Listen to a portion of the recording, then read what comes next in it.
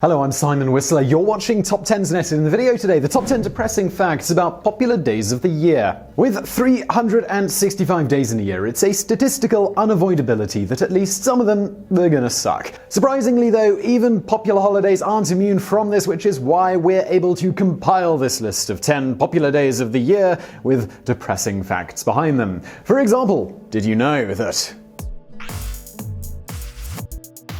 Number 10. The founder of Mother's Day hated it. Mother's Day is what's known as a floating holiday in that it isn't celebrated on a specific calendar date. Instead, it's celebrated on whichever date the second Sunday of March or the fourth Sunday in Lent in the UK happens to fall on, primarily because the government apparently thought it would be funny to constantly change the date to make us all look bad when we forget to send a card. Probably. In the States, the creation of Mother's Day is usually credited to one Anna Jarvis, who created the day as a way of recognizing the critical role mothers play in a person's life after her own tragically died. Jarvis campaigned tirelessly to have the day officially recognized as a holiday, but immediately decided that this was a terrible idea as soon as corporate America realized they could use the holiday to guilt Americans into buying a bunch of flowers and a soppy greeting card every year. Speaking of which, Jarvis specifically singled out greetings cards as the thing she hated most about the holiday's commercialization, once being quoted as saying about them, "A printed card means nothing except that you are too lazy to write to the woman who has done more for you than anyone in the world." In the end, Jarvis spent the last few years of her life actively campaigning against the holiday she created. Jarvis eventually died penniless and alone, while others made billions exploiting the memory of her dead mother to shill useless crap. Now, don't ever go at me now, because I did warn you that this video was going to be depressing. Number 9. The founder of Father's Day wanted to sell out from day one.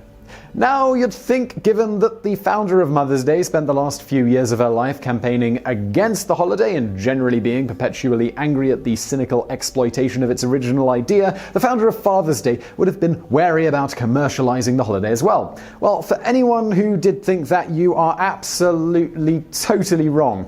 Although the day was founded with the best possible intentions, celebrating the role of fathers who were traditionally overlooked by the media, the founder, Sonora Smart Dodd, openly invited big business to back her campaign to help it get nationally recognized from day one. Dodd encouraged makers of things like pipes, neckties, and whiskey to promote the idea of Father's Day, citing the profits they'd stand to make if the holiday became official. Dodd's reasoning was that with the backing of big business, the holiday would be more likely to become a real thing, ignoring the G.I. Joe characters in a sun window near her head, telling her that big tobacco was evil. Weirdly, the public resisted the idea of Father's Day for many years explicitly because they saw it, quite accurately, as a cynical cash grab with the overall ulterior motive of making money. But big business kept pushing to have the holiday recognized under the guise of celebrating men, and the government eventually relented and declared the third Sunday of June Father's Day because, well, hey, if women got a day, why don't men?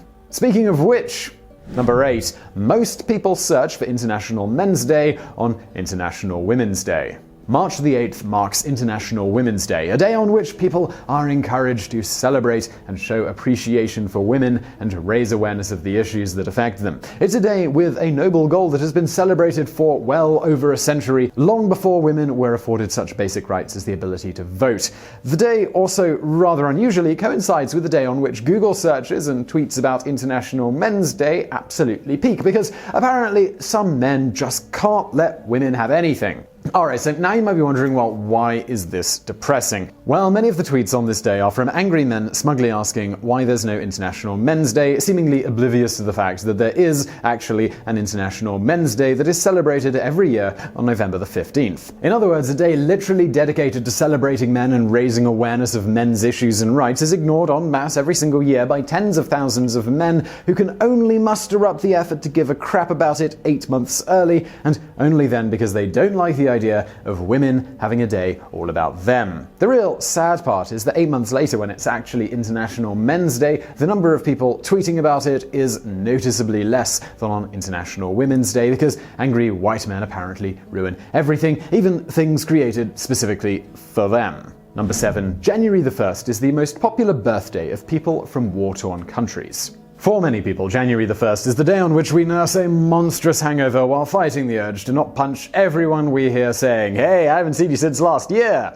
For a disproportionately high amount of refugees, though, it's also their birthday. Far from being proof that people in third world countries really like getting their bone on 9 months before New Year's Day, the explanation for why so many refugees share the same birthday is altogether less fun. In short, many refugees, particularly those born in rural areas of third world countries, often don't have a birth certificate when they arrive in America. Most of the time, they only have a rough idea of their age. As a result, when refugees are being processed and assigned the relevant identification to start living the American dream, many are asked to simply guess when their birthday is. Like a kid viewing an age-restricted video, many refugees opt to simply choose January the 1st and scroll down to an age that feels right, rather than going through the hassle of trying to figure out their actual age, which could take days, weeks, or even months, depending on the individual circumstances. This leads to a rather surreal moment for many refugee families when they all find themselves celebrating their birthday on the exact same day. This means that the day is now synonymous with people literally with nothing to the name fleeing horrific inhuman conditions, while it's also synonymous with kids having to share their birthday party with their siblings, which is also awful. Number 6. Valentine's Day is the day that Saint Valentine died.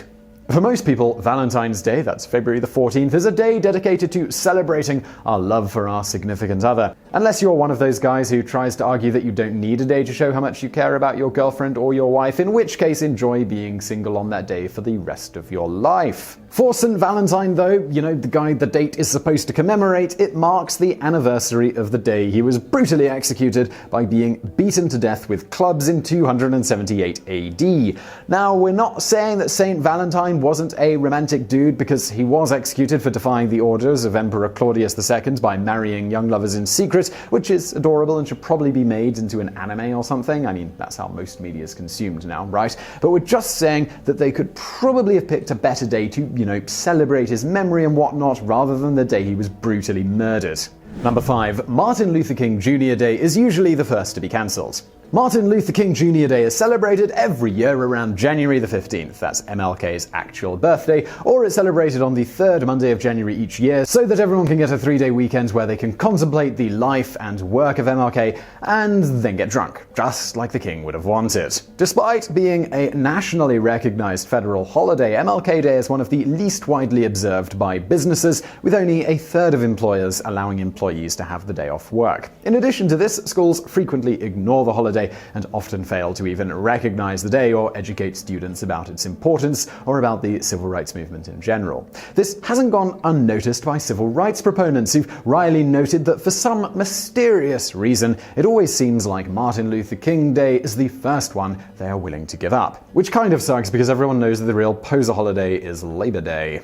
Number 4. December the 16th is the worst day of the year to have a birthday. Statistically speaking, December the 16th is going to be the birthday of at least a few people watching this video right now, and although the day isn't a nationally observed holiday, we're guessing that it's important to you. Or at least we hope it is, because nobody else really cares about it, including us, and especially me. In a study of 2,000 people with birthdays on every day of the year, those whose birthday fell on December the 16th reported that they received less presents and found it harder to get people to come to their parties. While these results are by no means conclusive, we're guessing it's probably not a good sign that a quarter of people born around this date report being unhappy on their birthday because friends kept forgetting it. For any curious refugees reading this, apparently people born in the summer months report that they have the happiest birthdays. Number 3. Thanksgiving is the worst day to travel. It's fairly common knowledge that the holidays are the worst times to travel because there are more cars on the road. There's also more ice, and then there's the people who perhaps think that the sweet embrace of death is preferable to another argument about politics with their racist uncle. But it's actually much worse than most people realize. For example, the day before Thanksgiving is known colloquially as Black Wednesday, not because it offers amazing sales, but because it's one of the biggest days of the year for binge drinking, which in turn makes it the day on which drink driving is most prevalent. The day is also considered the worst for flying and public transport, meaning virtually all forms of travel are significantly worse and markedly more dangerous around this time of year. In other words, you should probably just call your family via Skype and spend the rest of Thanksgiving Day watching Netflix this year. For your own safety. Number 2. Christmas Day is the most popular day for men to propose, not the one women would like. According to data gleaned from Facebook's millions of users, the Christmas period is the most popular time of year for couples to get engaged. Christmas Day and New Year's Eve are the days on which most partners popped the question and committed to no longer being two people who have sex, but being a team with their own theme music and other stuff, we assume. Unsurprisingly, Valentine's Day is also a popular day to get engaged, though not nearly as popular as Christmas. So I guess Saint Valentine can suck it, right? Poor guy. But despite all of this, there are multiple surveys asking tens of thousands of women when they'd want their partner to propose, and they found that Christmas is not the day they'd choose. A third of women reported that they'd prefer the cliche of simply being proposed to on the less popular Valentine's Day, while a further fifth reported that they'd want their future sidekick to put some effort into it and propose on the anniversary of when they met. This contrasts sharply with surveys of men, which unsurprisingly show that we're pretty much wrong about everything, and we think Christmas is the perfect time to propose, with Valentine's Day being largely ignored. The lesson here obviously being that we should always hedge our bets and propose on the day where it's easiest to buy small stuffed bears with love hearts on them. Number 1. There are 2 days that are supposed to be the most depressing of the year. As we mentioned at the start of this video, there are 365 days in a year, so some of them are going to be worse than others. According to statisticians, there are actually 2 dates on the calendar that are the worst. Depending on which source you consult, the worst day of the year is either the 28th of December or the 16th of January, or the third Monday of January. Basically, both of these dates are there for the same reason. They fall at a time of year that you're statistically most likely to have no money and probably feel kind of fat. In regards to January the 16th, it has been calculated as the day on which most people break their New Year's resolution and feel the effect of withdrawal from all the chocolate and junk food we consumed over the Christmas period. Although the science behind the calculations for both of these dates has been criticized as being little more than pseudoscience, is it just us that's a little freaked out by the fact that one of the supposedly most depressing days of the year is also Martin Luther King Day, the holiday we just mentioned that 66% of businesses don't let their employees take off? So I really hope you enjoyed that video, and don't forget to subscribe to this channel for brand new videos every day of the week. Also, I've got another channel, it's called Today I Found Out,